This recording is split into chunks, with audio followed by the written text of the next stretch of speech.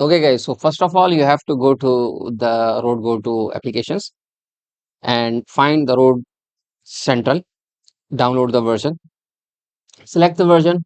I'm having the Windows, that's why, and I'm giving my email address. So this is the Shexy171. Okay, so email address, just click on the submit button. Make sure that your email is perfect or correct.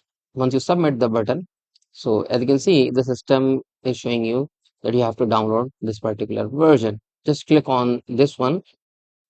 Once you click on the button, the system downloading the version out of the box for you. It's totally up to you how can you do that. Okay, guys, so it's about to download. Once you download the setup, just click on the button to install this one.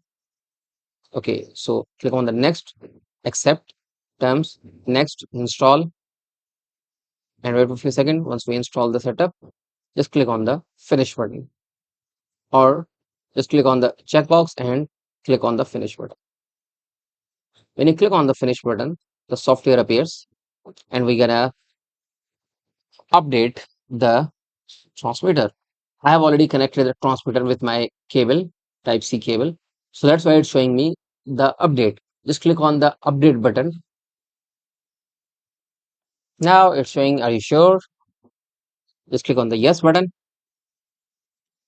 And now the system or the software updating your firmware. You have successfully updated. It's saying fine. Now remove this one and connect another transmitter and continue the same process.